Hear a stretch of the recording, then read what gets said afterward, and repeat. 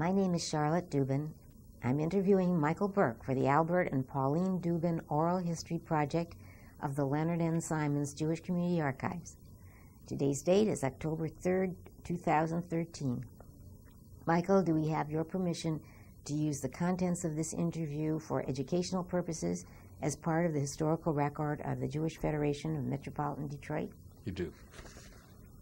And I have to say that I'm honored to be a part of the program. Okay, we'll start at the very beginning. Birth date, place. I was born at a very young, I'm a Detroiter, lifelong Detroiter, born in Detroit at Women's Hospital, which was then Women's Hospital, and have spent my entire life in the Metro Detroit area in my various and sundry careers as a teacher and as a Jewish communal professional and as a consultant for not-for-profit organizations in the community, and now as a lay volunteer. And it's been a rewarding and exciting time for me. I raised my family here, and I'm delighted and pleased to say that I'm one of those few people that has his entire family in Detroit. They all went away, but they all came back. I guess they miss mom and dad. I think they really miss their friends, but they miss mom and dad. So we're very lucky so that I have my children, grandchildren, and everyone in Detroit, and I've been able to have a very fulfilling life and career in the Detroit area. Very good start. Let's find out now about your parents, grandparents. Tell us a little about them. Well, it's interesting that I was thinking about this because obviously I knew I was going to have this. I really came from a very traditional nuclear family. The fact of the matter is, when I was a very young boy, right after I was born, we lived on 14th and Blaine in an apartment building, and right next door to us was my aunt and uncle. So there was always family around us. Spent most of my formative life, though, at Dexter and Davison on West Grand Avenue, and we lived in a two-family flat. And my mother and father and sister and my Zeta lived in our house. As a matter of fact, my Zeta was my roommate until the day he died. And my aunt and uncle and their three children lived above us. So I've always been around family, and family has always been an integral and important part of my life and my existence in Detroit. It's been the things that formed me, particularly, I was thinking about it, my Zeta, who we were roommates, as I said. I can't even count the number of nights we spent after we went to sleep just talking about things in life, and his talking about being in the Soviet Union and being in the Army there and making a decision to leave the Army there to get out, and talking about his family, talking about his wife and the love of his children and his grandchildren. It was a very, very important part of my upbringing and existence. Of course, my mom and dad played a critical role there too. But this was, this was an extraordinary opportunity for me to be with somebody who I revered, and he lived with us, as I said, till I was about 19 years old when he passed away, in our house, in his bed. So. How about your dad? I think your dad was involved in the community, wasn't Well, my dad was, I want to take a step back. My dad, from his very beginnings, was involved in things Jewish. He came from a very observant and Orthodox family, but he made the decision in his life, and he came from a family of 8 brothers and sisters. So they ran the gamut from observant Jews on one end, and he had a brother who was a lifelong member of the Communist Party and worked for the Communist Party till the day he died. Caused some difficulty when they wanted to go to Israel and other places, but that's a whole other story. But my dad made the decision that being an observant Jew wasn't where he wanted to hang his hat, or his kippah, so to speak. he really wanted to do it related to the kind of the Zionist movement. And he's, at a very young age, joined the Poale Zion in Toronto, and for the rest of his life devoted his life to Israel and to things Jewish, but Israel in particular. You know, he worked as a salesman, and he worked for the Montree family at Highland Appliance for many, many years. But the last part of his life, the last 25 or 30 years, he worked as a representative of Israel Bonds, and devoted his life to raising bond revenue for the state of Israel, for them to continue to move that agenda, that wonderful agenda forward, and had a very fulfilling life in that regard. So, did that make some impact on your decisions in life? I don't know if you remember when I was fortunate enough and honored enough to win the Berman Award. You know, one of the things that I said is that, you know, children make a decision to go into their father's business. And clearly, the fact that he had such a fulfilling life and did such an important thing in his life was certainly an impetus for me to make the decision to go into Jewish communal service. I didn't start in Jewish communal service. I started as a special ed teacher. I taught what was then, and it's politically incorrect right now, but it's what they called it then, trainable mentally retarded children. And I taught for Wayne County Intermediate Schools for 4 years. But then made the decision that I wanted to spend the rest of my life doing something that I really wanted to do. And teaching was a wonderful first step because it sensitized me to a lot of things and hopefully made me a better person in terms of being able to interact with other people. But I wanted to spend my life doing something in the Jewish community, and explored that possibility. And there were 2 jobs that were available at the time.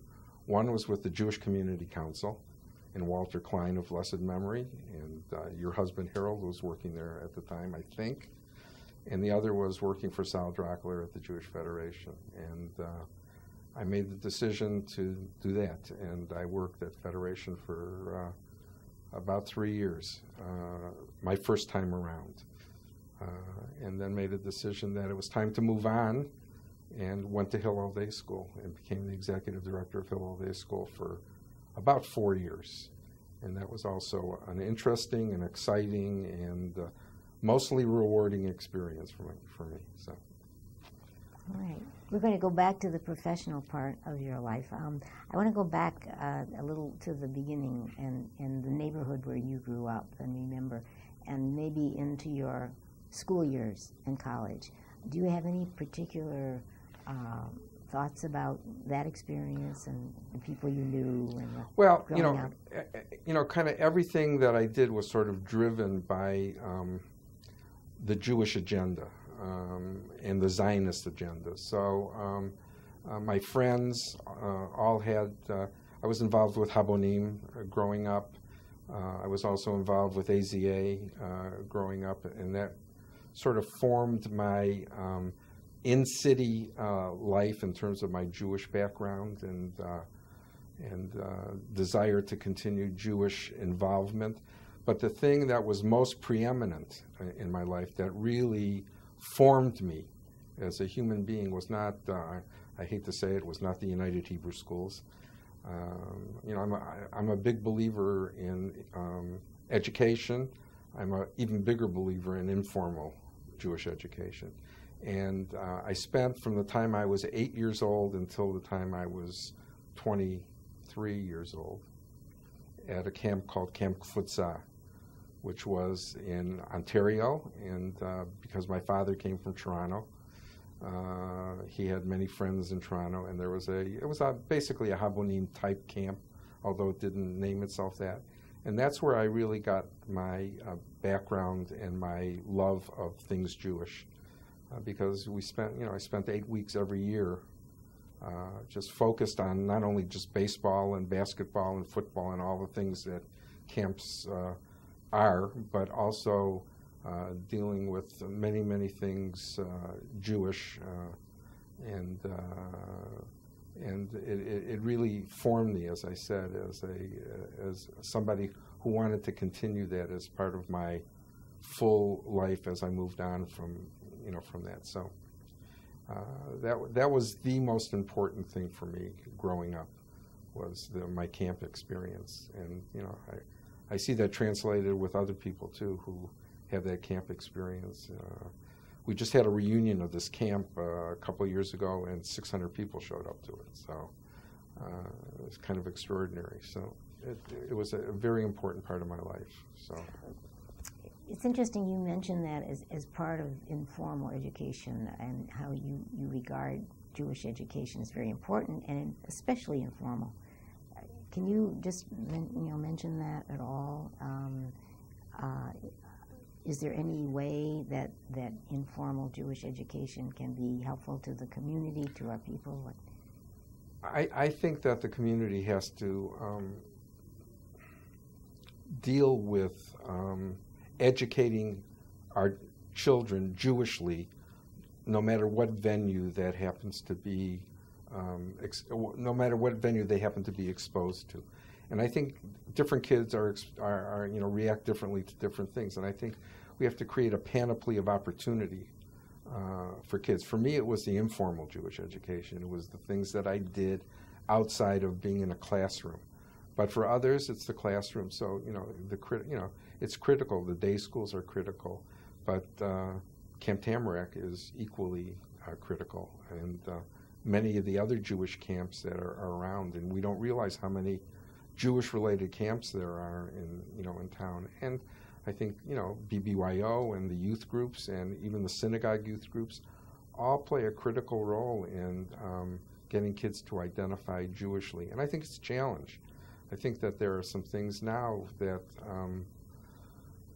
don't lend themselves necessarily to that passion for things Jewish, in the same way that my generation and my parents' generation identified. And I think that it's there for us to be able to cultivate, but I think we have to work maybe even harder to cultivate it with our Jewish youth today.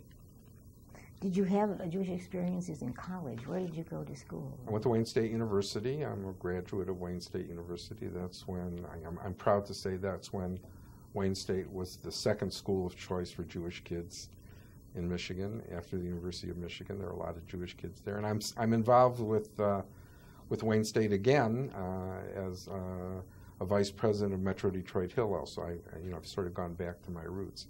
But I was involved in many of the activities. Again, Habonim was a very important part of my college life. The things on campus related to, there was a growing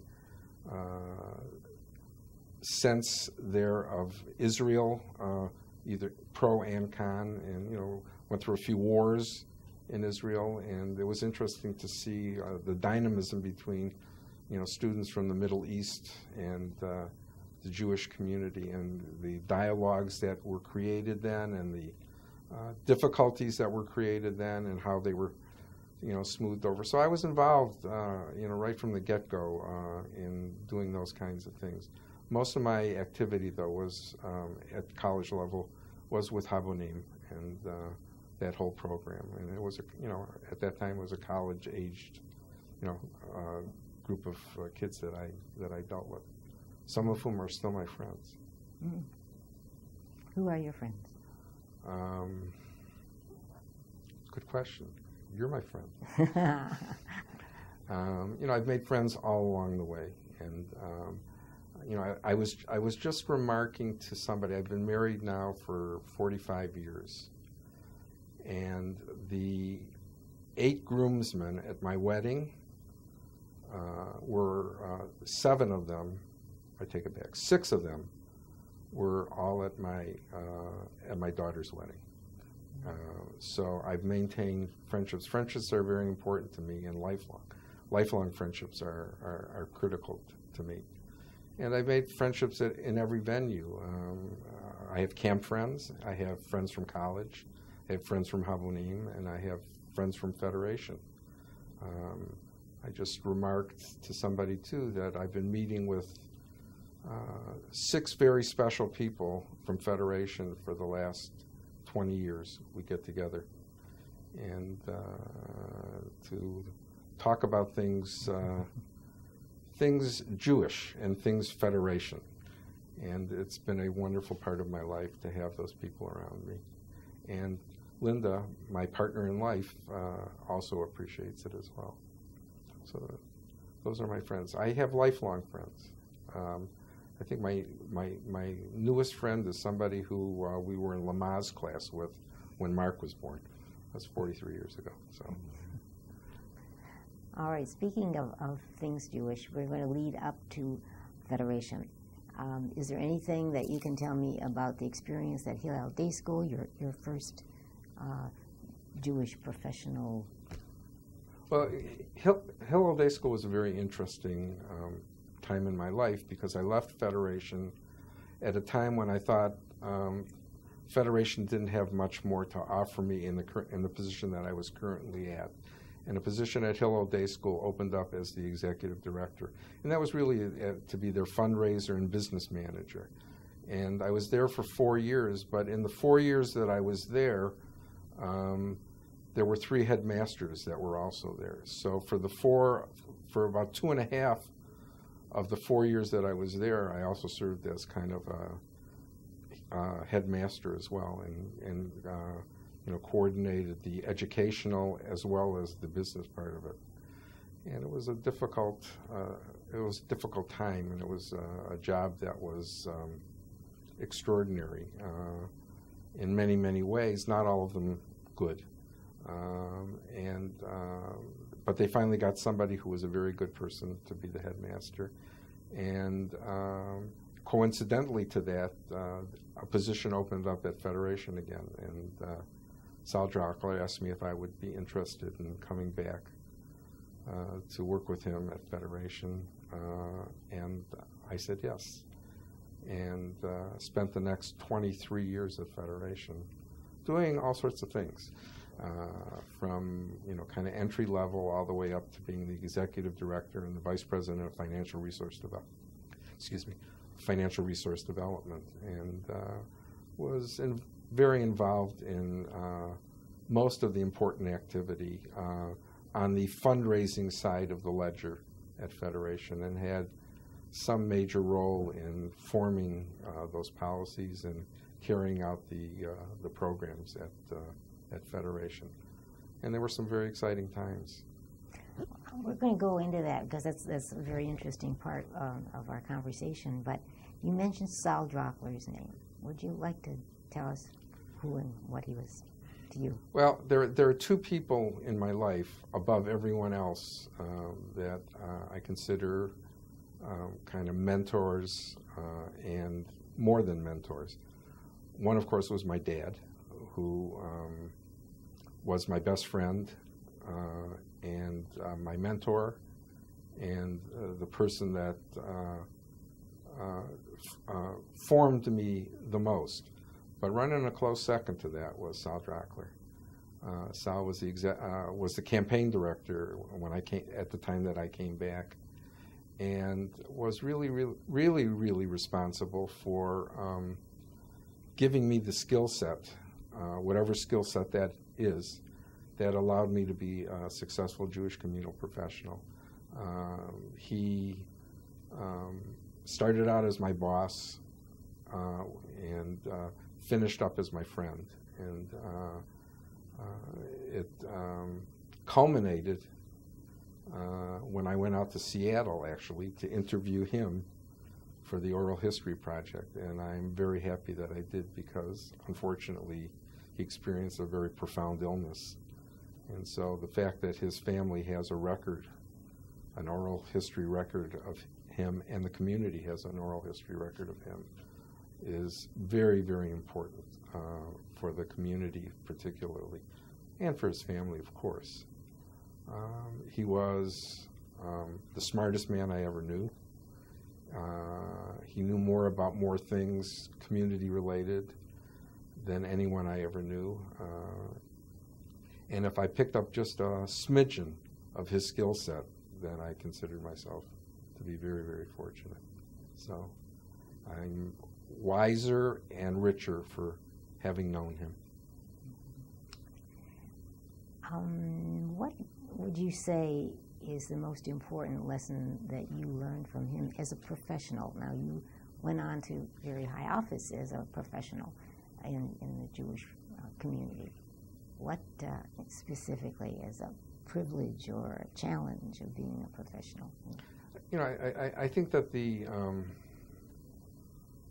most important thing that a Jewish communal professional, particularly, I thought about this, and there are a lot of things that that a good Jewish communal professional needs to have. But I think above everything, the thing that they need to have is good interpersonal skills, being able to manage and accommodate, and those are two different things. The whole infrastructure of the Federation, from staff to volunteers to lay leaders, it's a interesting juggling act, and you have to be a juggler. And I think that I juggled pretty good.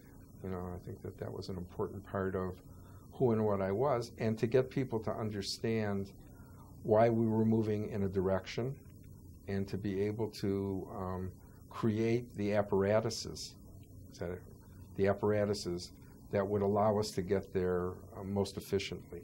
Didn't always work, and sometimes it was the other way around. Sometimes we were, I was driven by lay leadership needs and desires, and many times, most times, those were also correct. But it was a partnership. It was really creating that partnership that allowed the community to maximize its potential to the best end result for the community. And for me, that was the bottom line. Raising the dollars that were necessary to meet the human service needs that this community had to fulfill year after year after year. Just curious about the unique nature of the Detroit Jewish community and that balancing act that you talk about. Is that unique to Detroit? I think that Detroit is, I think that there are good people in every community. I think that there's no question that there are people every bit as committed and as driven as the people in Detroit. I think that we had an advantage that other communities didn't have. We were not too big, we were not too small, we were kind of just right. And that was something that was very, very important because we knew one another, and we knew the avenues and the venues to be able to access one another. And I think that there's nothing that could be underestimated in that. You always knew that you could find somebody who knew somebody who could talk to somebody. And that was an important thing because it was what it did is it enabled us to be able to maximize the community's potential to raise the resources that were necessary. And we dollar for dollar, individual for individual, I think Detroit is still in the top 2 or 3 per capita most generous communities in the world. And I don't think that will change, even with its shrinking population, which is a whole other issue. But the people in Detroit continue to be very, very generous, and I think will be forever. I think we're going to have to probably do some things differently, and are doing some things differently to access those people. But I think Detroit will continue to be at the forefront of generosity in the world and have that well-deserved reputation. Can you explain what you mean by doing things differently? Well, that's a good question. I think that if you take a look at the generations, my parents' generation and our generation, I think my children's generation have different needs and requirements. I think that, I was talking to Linda about it. Our generation, other than Federation professionals, were basically a 9 to 5 generation. We went to work, we came home at 5 o'clock, and we had the rest of the day to take care of our philanthropic business. I think young kids today have to work a lot harder. I don't think they have the same passion for Israel as we had, and so I think that we have to create opportunities to evolve that passion. And I think we're doing some things. I think, Next Gen and some of the things that we're doing, taking people to Israel, I think nothing substitutes for taking people to Israel, whether it's the March of the Living or the various programs that are put into place. But I think we have to do more and more of that. I think that we have to bring that more to the fore. And I think that that is without underestimating the importance and the need for local service too. I think it's a balancing act. And I think that we have to work harder to get the same result. I think we were in a different place years ago. I think we're in a place in many ways of more security, but also of insecurity. I think that the whole issue of middle income people is a big challenge for this community now. There used to be a time where you could live a very, very nice life with modest financial resources. You can't do that anymore. And I see it every day at Hebrew Free Loan, where people come from, not just from, the poorer communities, but are coming from West Bloomfield and Birmingham and Farmington Hills and many, many communities because they have a need that they didn't expect that they would need. And so I think that there are challenges out there for the community to meet the needs of the community. And we have to do things differently and go a different kind of a mile than we did before to meet those needs. And I think that there are a lot of things that are occurring that I'm encouraged by, including agencies working together to try to bring people back to the community. We've had a resource depletion, people moving away from Detroit. But we're seeing that now starting to turn around, and it's because many of the Detroit agencies are working together to try to get people to return to the Detroit area. And I see that as an encouraging sign for the community. But I think that I think there's more to be done, and I think that we have to do more together to make certain that the resources are here to fulfill the needs of the community for the foreseeable and distant future. We can't take anything for granted anymore. Not that we ever did take anything for granted. Mm-hmm. I'm going to want to ask you more about Hebrew Free Loan, but I want a definition. Next Gen. You mentioned Next Gen as one of the things that our community has embarked upon for young adults. Is that right? Would you explain what it is? Well, I'm not sure that I'm the best person to explain what Next Gen is because I've only heard it by reputation. Okay. But I know, for example, and I think that it is an evolution of our our former young adult division. I know at Hebrew Free Loan we have representatives from Next Gen who sit on our board and are involved with us, and I think Next Gen. I think is the future. I think that we have to make certain that we cultivate the next generation of young Jewish leadership in this community to make certain that the security of the community, that we can rest easy that our community will continue to remain in good hands. I think that there's a passion that I see evolving again from those people. They're very bright, talented, attractive, and I say attractive in the right sense of the word, for the community. And I think that there are young people out there who want what's best for this community and are working very diligently to make certain that this community continues to thrive, even through our difficult economic times, which in some ways may be a blessing in disguise. I don't know if that answers the question for you. That's fine.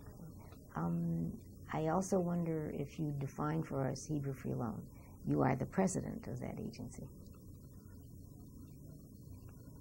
God, that's a good question. It's interesting. I'll just give you a backstory. I after I left Federation, which was now 16 years ago, I worked as a consultant. I had my own consulting firm, and I consulted for not-for-profit organizations. Many of them Jewish, but not all of them were Jewish. I still tell the story that if anyone would have ever told me that on the one end I'd be working with the Lubavitch and the Friendship Circle, and on the other end of the spectrum I'd be working with Affirmations, the LGBT community, and that I would get them together to talk about things that were common to them, I would have said that they were crazy. But I was able to represent, and because of the skill set that I learned at Federation, I think that I provided a good service for for the community. So I'm very, very happy that I did that for the next 16 years. And then I made the decision about a year ago that it was time to hang up my spikes as a consultant. And but I wanted to do something else. And but I don't know how to do anything else other than things in the community. So fortunately, there were people in the community who wanted my service. And I was a consultant for Hebrew Free Loan, and I told them at one time, I said, I think it's time for me to move on, because I think that everything that we set out to accomplish, we accomplished. And Mary Keene, who was the director at the time, indicated to me, well, I'm ready to do that, but, and the but was, Michael, we'd like you to consider serving on the Hebrew Free Loan Board. And I always made the decision when that came up, and it had come up a number of times, to say no. But for Mary and for Hebrew Free Loan, and because I was at a place where I was at the time, I said, yes, okay, I will serve on the board. And I served on the board, and then they asked me to be the secretary, and then they asked me to be the treasurer, and then a vice president, and then they asked me to be the president. And so it's been an evolution, and it's been a most rewarding evolution for me. And I am thrilled, as I've said to other people, to be sitting on the other side of the desk. And Hebrew Free Loan is one of the extraordinary organizations in this community. And I would safely say, I hope, that its board is probably one of, if not the most active board in the community, because its responsibility, because after all, what we do when you get to the bottom line is we provide loans with dignity, and when you cut everything away from the weed from the chaff. And it's up to and the responsibility of the board to interview people who are coming in asking for loans, to approve or deny them. And we deny very rarely, but we do deny. And I think for them and for me, it's the kind of agency that I'm so glad that I became involved in, because we do such good in the community and help people, not just for catastrophic things.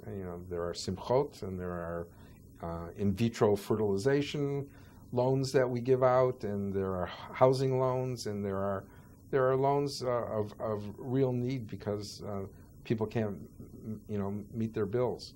But at the end of the day, we can walk away from the activity that we have knowing that we've done something immediate and something that's good for people in our community. And I can cite you chapter and verse of individuals, and I'll name one in particular, whose name is known to the community, who, when he was a very young man, needed $300 to get his business started in the community. And his name was Marvin I. Danto.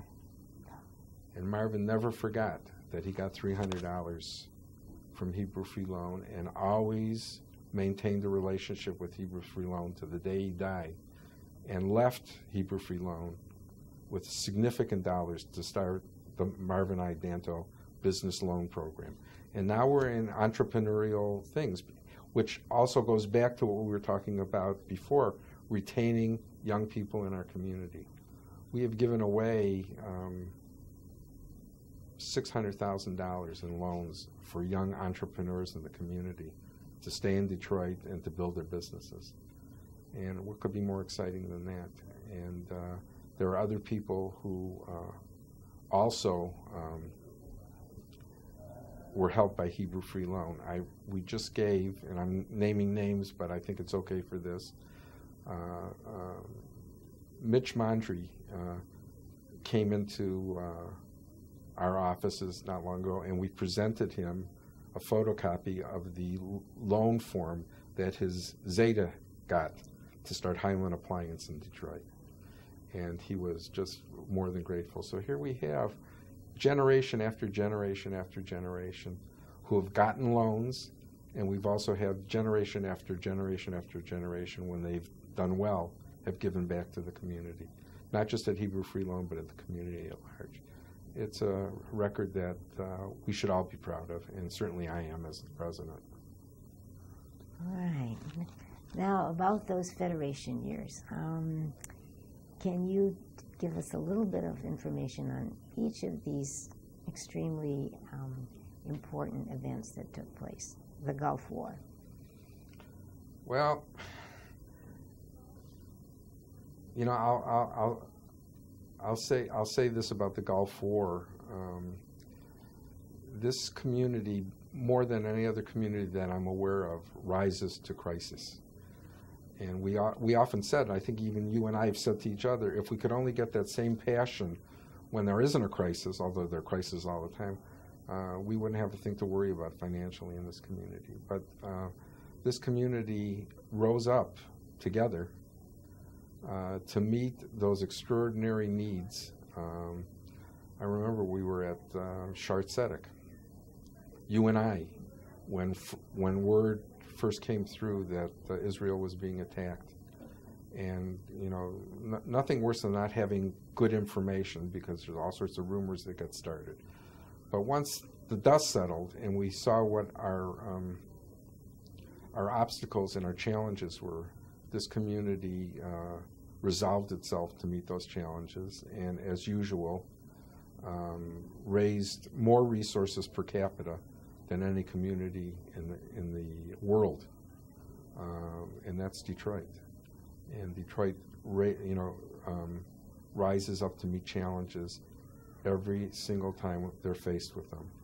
And we shouldn't underestimate that, and we should be as proud as we could be that this community has that resolve within it, and I don't think that'll ever change.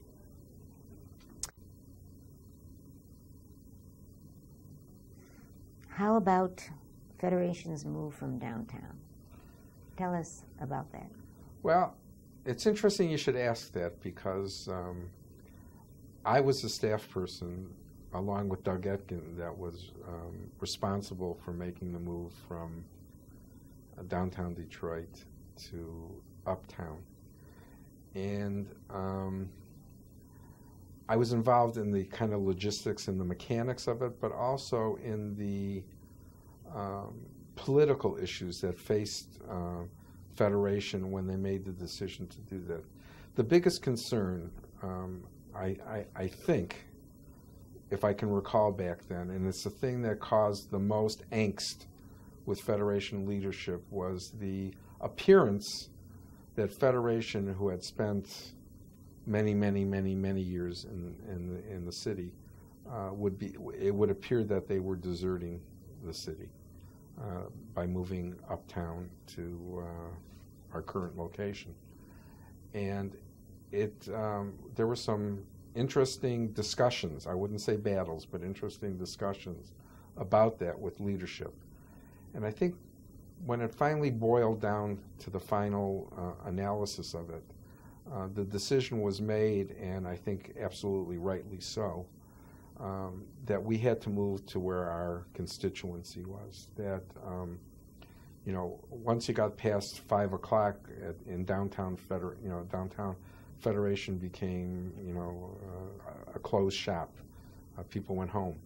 And that if we moved uptown to where our constituency was, this would be a living, thriving building from morning till noon to night. And I think that has been very, very well founded. And I remember, and don't quote me on the statistics, but I remember we did some statistics related to usage after the first year, and it quadrupled in terms of the number of people that were coming in and out of this building. And the added benefit was that the other Jewish organizations that have now reside here in this building. So it's really a Jewish center in that sense of the word. And I think that it was probably the wisest decision that we made. And again, I understand why there was such concern expressed by many people who had their law firms and other businesses, accounting firms downtown. They felt that this would not be the proper move for the Federation, but clearly it was. And I think all of those people who felt that way certainly understand now. I think they understood a long time ago that this was the right thing for the Federation to do. And the move was really kind of exciting and interesting to move that whole, you were there, Charlotte, right from the get-go. But it was a very interesting dynamic that allowed us to move to this location, and creating the environment that would make this a great workplace for a very devoted and dedicated staff. And it's gone through some iterations since then and some remodeling, and unfortunately there was a catastrophic storm that caused things to happen here. But basically the basic nucleus of the building remains, and it remains a hub. And I think that I can go from in one day I can go from doing something in the campaign to going up to the Hebrew Free Loan to going over to the archives. I don't have to leave the building. And I think there are other people who plan their days around what they're going to be doing in this building. And I think that it's a wonderful thing for the community, and it's probably one of the best real estate moves. There have been a lot of other great moves, but one of the best, if not the best, real estate move that this community has made. And this is a living, breathing building, and it's exciting to walk in here every day. So, speaking of real estate and centers of Jewish life, how about the Jewish Community Center? How about it? Do you recall major changes at the Jewish Community Center? Well, I think that there have been, there have been a lot of changes at the center. I think that, with every new executive, there's a different personality that comes to bear. I think that this agency has had enormously strong roots with Irwin Shaw, the first executive that I had anything to do with, and certainly with Mort Plotnick, who set the groundwork for a very dynamic center. I think that it's gone through some difficulties along the way, some financial difficulties, but I think that they've overcome that. I think that the center, under its current leadership, is doing very, very well.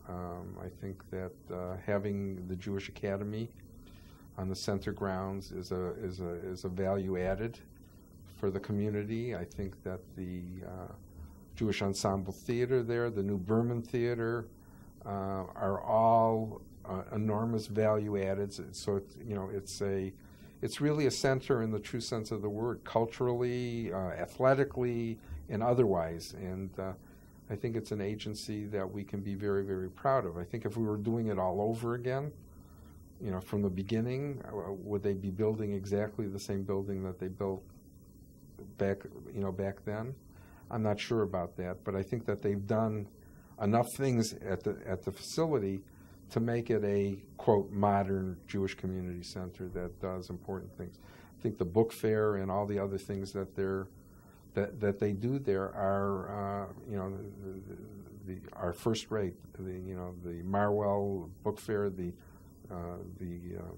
film festival, all are preeminent and are well known worldwide in terms of the kinds of things that we accomplish here. I think everything Detroit does, I'm a Detroitophile, if there's such a word. I think we do things better than most, and probably better than anyone.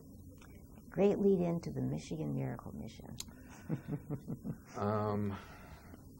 If I had to put my crown on one achievement of mine, and I don't like, I don't like to boast and brag too much. I think you know me well enough. But the Miracle Mission was a crowning achievement for me as a personally, and for the Federation institutionally. When was it? Long time ago. Tell me, I don't remember the date. Oh, 1993, something good? like that. Something like that. It's a long time ago. It was a lifetime and a half ago. But I remember sitting with Bob Aronson and talking about. Let me take a step back. It first started when Stanley Frankel came to me a few years earlier and said, I want to take a mega mission to Israel. And we put together a mission, the Koach mission, that Stanley led, and we took 3 buses to Israel. And it was a fabulous, fabulous mission. And I had discussions after that that maybe we could do that and more. And we talked about the concept of taking one 747 to Israel and having that plane come right into Metro and flying directly from Metro to Israel. And who best to help us do that? We decided that there were really 2 people to help us do that. Mrs. Sherman and Mr. Jack here. And I was fortunate enough to be included as a staff person to help coordinate that. And we created with the UJA, the then UJA in Israel, their missions department, Zvika Gerstel, I want to give him a shout out, an opportunity for a plane to go to Israel. And we started to recruit for it. And we had everything in place. Jane and Larry and I went to Israel 4 times that I can remember before the mission, just to plan every little detail of it. And then we sent out the flyers to recruit for it. And before we knew it, 1 plane was filled. And the next thing that we knew, a plane and a half was filled. And then we said, what are we going to do? We only have a plane. But before we knew it again, 2 planes were filled. And before we knew it again, long story short, 3 planes were filled. And we ended up, I remember to this day, like it was yesterday, walking to the gate at Metro and seeing those 3 planes on the tarmac waiting for us.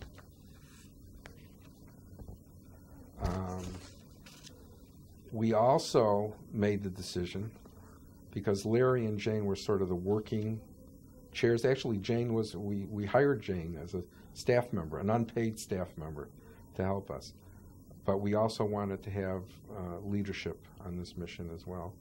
And who do you pick for something like that? You pick David Hermelin. And David, to his credit, became a full partner in this program. And the mission was, in a word, spectacular without a hitch. And when I say without a hitch, that doesn't mean that there wasn't a broken bone, because somebody did break their leg.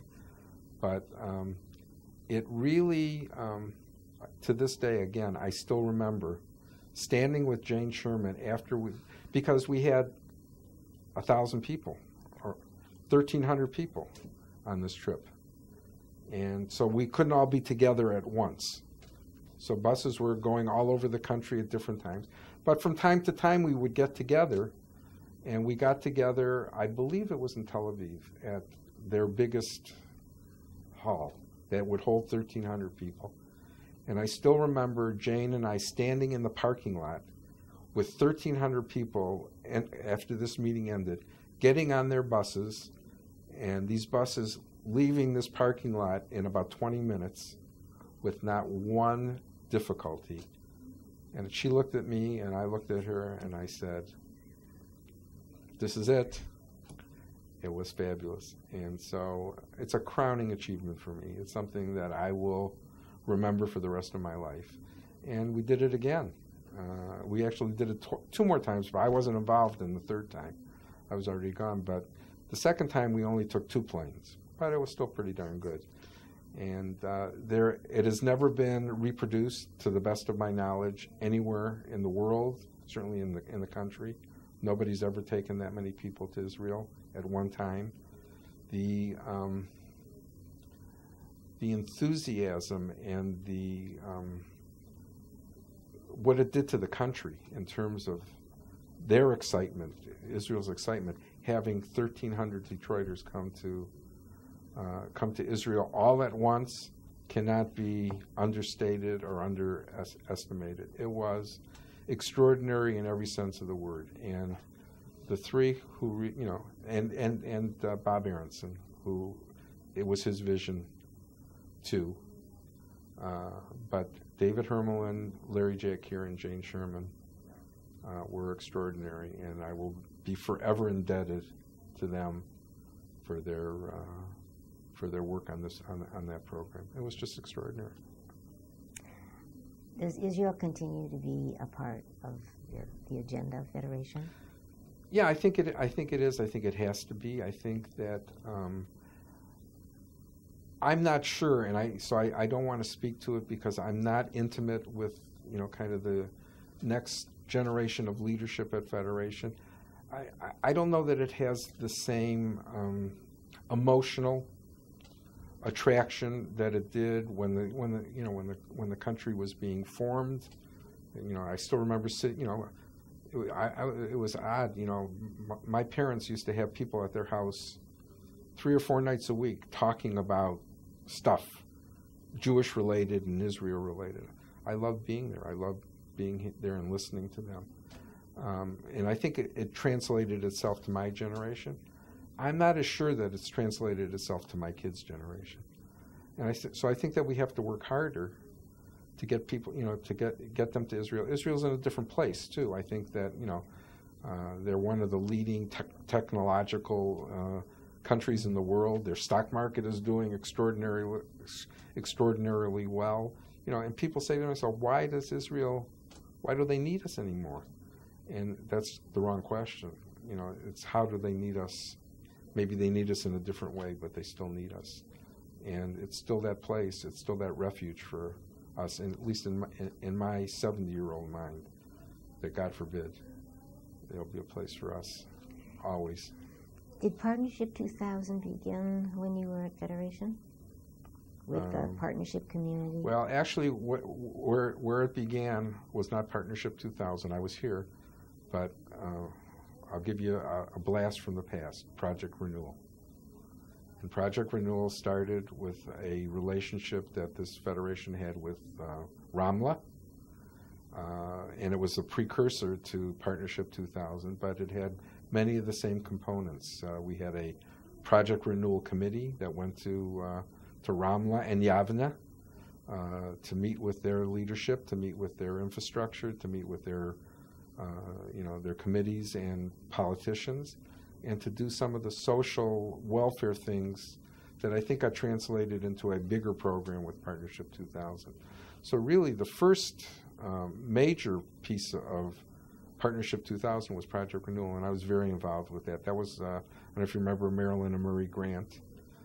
They were the first people that we hired as consultants to help us, with that translate that information, and they were our representatives on the ground, and they did an extraordinary job for this community.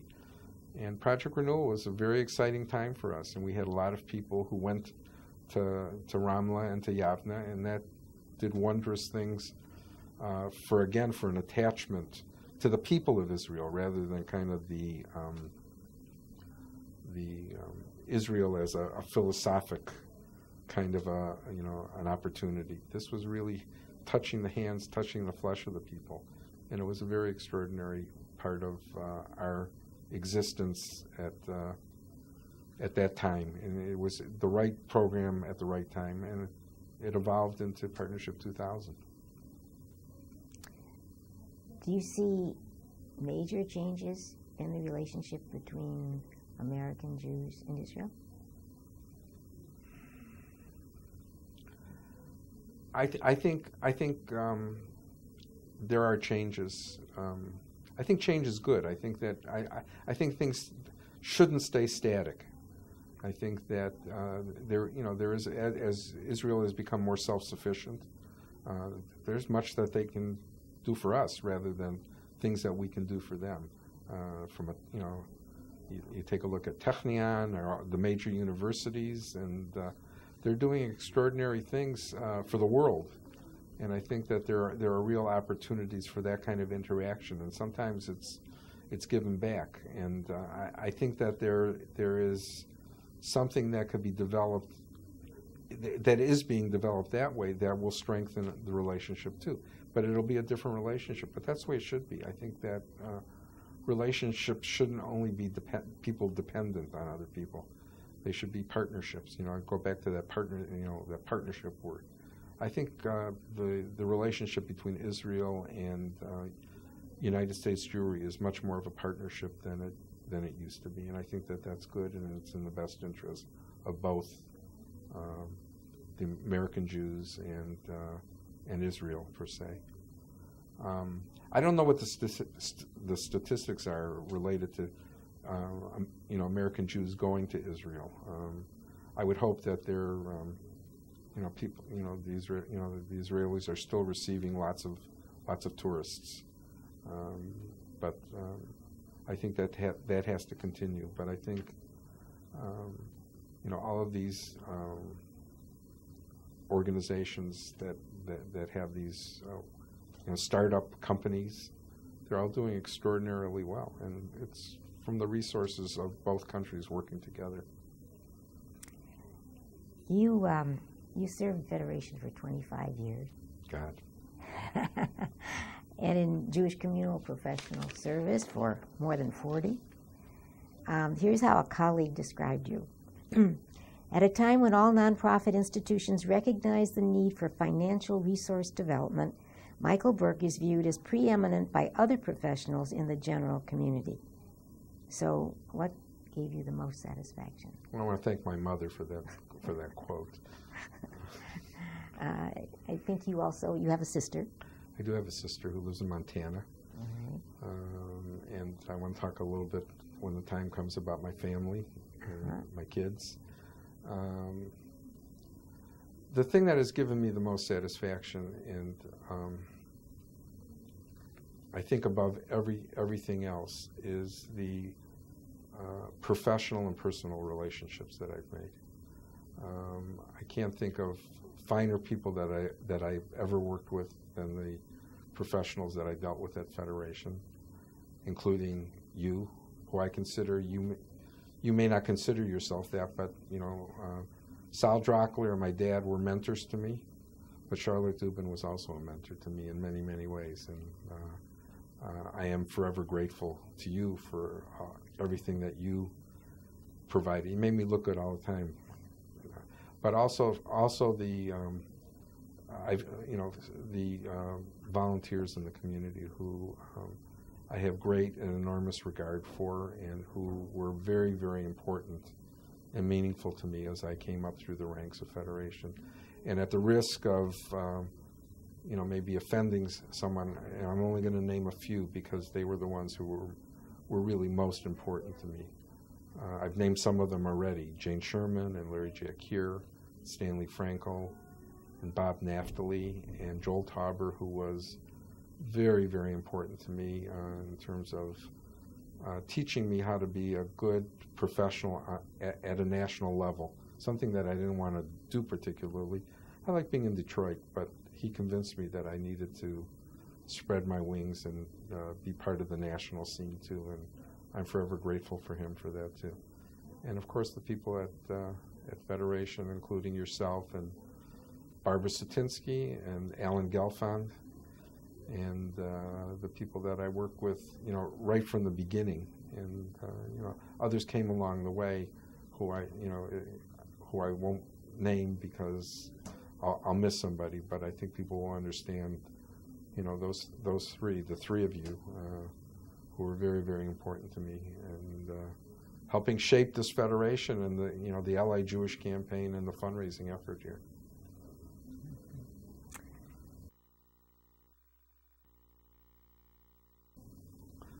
The one other thing that I wanted to say beyond, obviously, the things that I said about Sal Drockler and his role with me as the campaign director and then as executive director, I really am indebted to every executive vice president that I worked under at Federation. They each taught me something and made me a better professional. So I just want to shout out to them, starting with Bill O'Brien way back when I first started here, and going all the way through to Bob Aronson, Wayne Feinstein, Marty Cryer.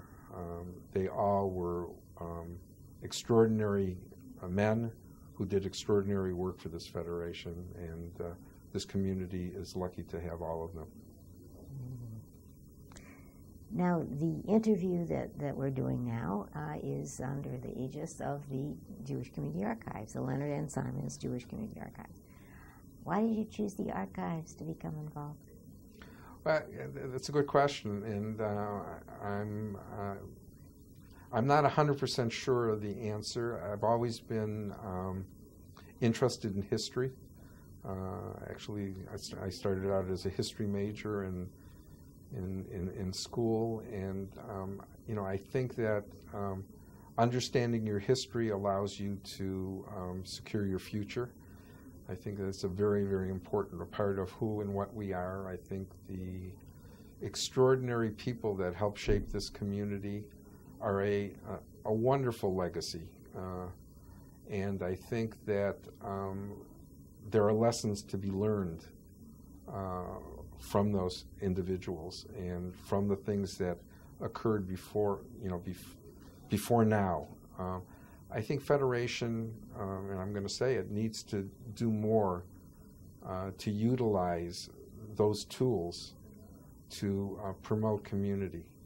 And so I'm trying to crystallize my thoughts. I think that the archives are a good primer for the future of the community. And I think that we should be utilizing those skill sets of the people who are involved in archives to train future leadership.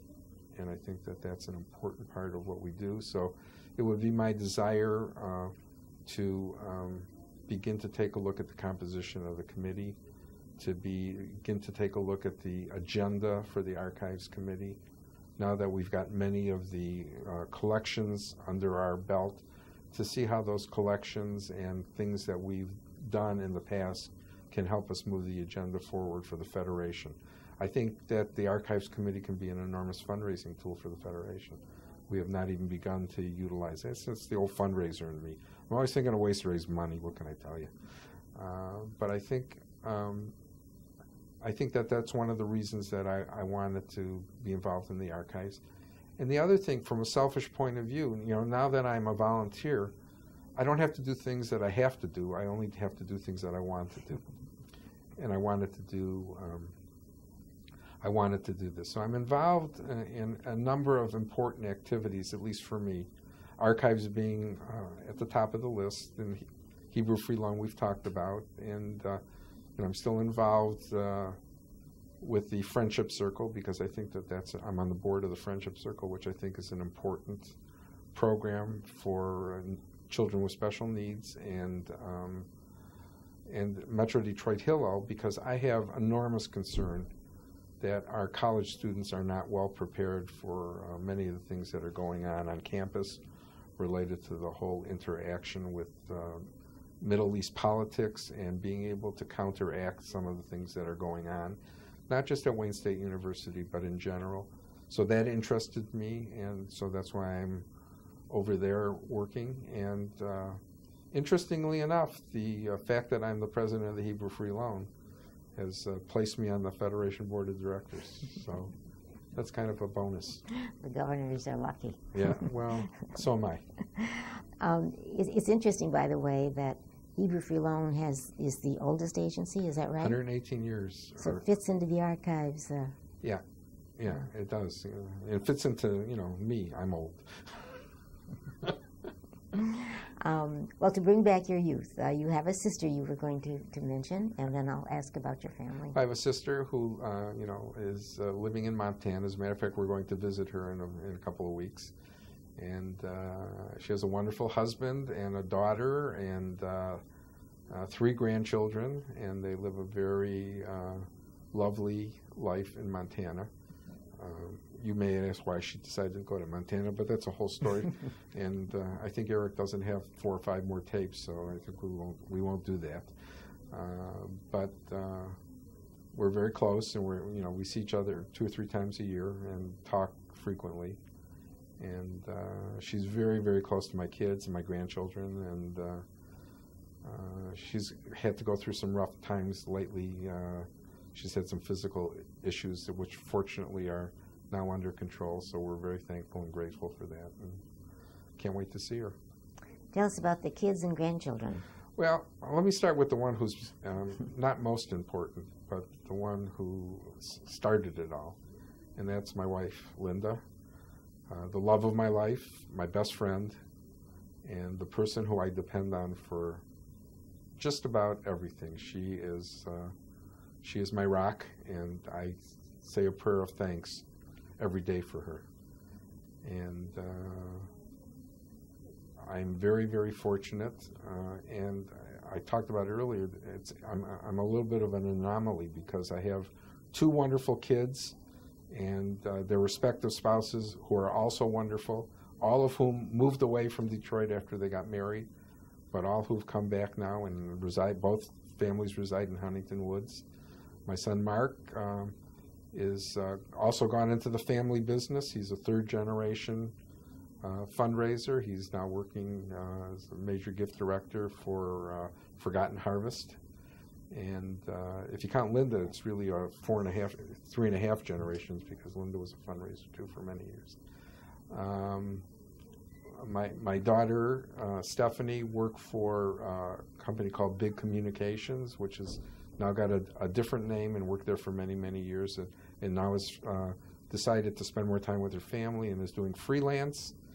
Her husband Matt is the head of the whole marketing program at ePrize, and I'm very proud of him, and proud that he was, and excited that he was able to find such a wonderful job in Detroit and could keep him and his family very close to us. And my daughter-in-law is special ed teacher, actually a department head really at Berkeley High School, and is a preeminent scholar actually in the whole field of autism, and has been an adjunct professor at Wayne State University teaching programs there. So I have wonderful kids, and the grandkids, what can I say? My Cameron is a sophomore at Berkeley High School. I often ask him, how does it feel to be at the same school as his mother, but he seems to be managing. And he's doing very, very well there. He just joined AZA, so, got him into that mode, and is on the swim team, and is in the band, and is a very good student. And my Mark's 2nd child, Gabriel, who is going to be bar mitzvah in January, is at Norup Middle School, and is also a wonderful kid. Too smart for his own good, but hey. And Steffi's kids, Izzy, who is at Burton in Huntington Woods, is also a force of nature, who I love dearly. And Eli, who is 3.5, is in his own way a force of nature. They are all wonderful, beautiful children, probably the most beautiful grandchildren anyone could ever have. But I guess you get that from a lot of people. But I'm right. What, in brief, what life lessons would you like to pass on to those kids? What do you mean by that, in brief? I don't a legacy. What? Give back. Give back. Be grateful for what you have and make sure that you give back. You're privileged, and that privilege has lots of definitions. But I consider privilege having wonderful parents and wonderful values, and it's very, very important that you give back. There are people who are going to need you in the future, and it's very important that you understand that and you give back. I think that's something that Linda and I have always, it's a lesson that I took from my father. We were never wealthy people in the financial sense, but I can't think of anyone who was wealthier psychically. And the lessons that he and my mother, who we didn't talk about, but she was also unique and loving and a wonderful giving person. They all gave back, and they all made contributions, and that's the legacy I would like my kids to have. And they're all doing that now, and I have no reason to believe that my grandchildren won't, and will continue to do that forever and ever. I think that, and their grandchildren and their children, I hope, those generations continue and continue. So, simple as that, for me. Is there anything I've forgotten to ask you? Who's going to win the Oakland Tiger? It's the next table. Thank you, Michael, very much. Thank you. It's been my privilege.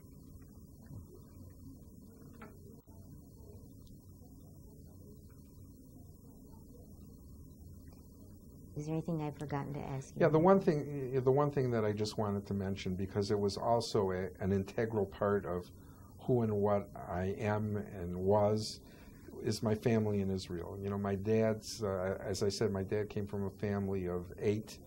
His next oldest brother,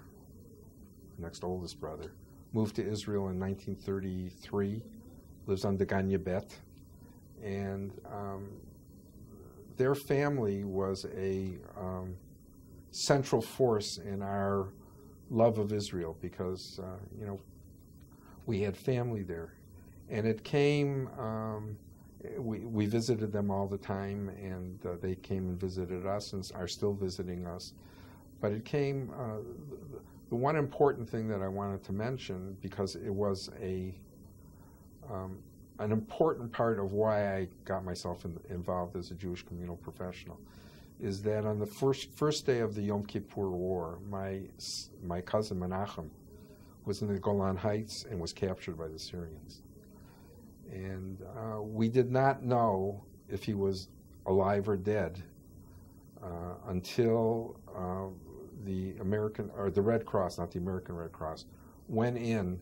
When the war was over, went into the prison camps and found him there. And it's a very interesting story that I want to tell you about very quickly. Is there was a very famous Life magazine picture of Israeli prisoners in a line. They all had their heads down. So that was one picture. The next picture was all of these Israeli soldiers had their heads up, except for one. And that was my cousin. He didn't lift his head up. And so we didn't know until they did studies, people looked at his hands, they measured the height of this person, and they thought it was him, they were almost certain it was him, but they didn't know it was him until the Red Cross, went into to see these prisoners, and we saw him. He was on a tape. It could have been ABC News, I don't remember. And someone asked him, so how, everyone else lifted up their head. Why didn't you lift up your head? He said, because the soldier was smashing me with a rifle, and I couldn't lift up. Every time I tried to lift my head, he would smash me with a rifle. So we didn't know he was alive or dead, and we hoped he was alive, and thank God he was alive. But that sort of cemented my resolve to work for Israel and to work for the Jewish people. So that was the only other thing I wanted to add to this tape. Thank you, Michael. Thank you. Thank you.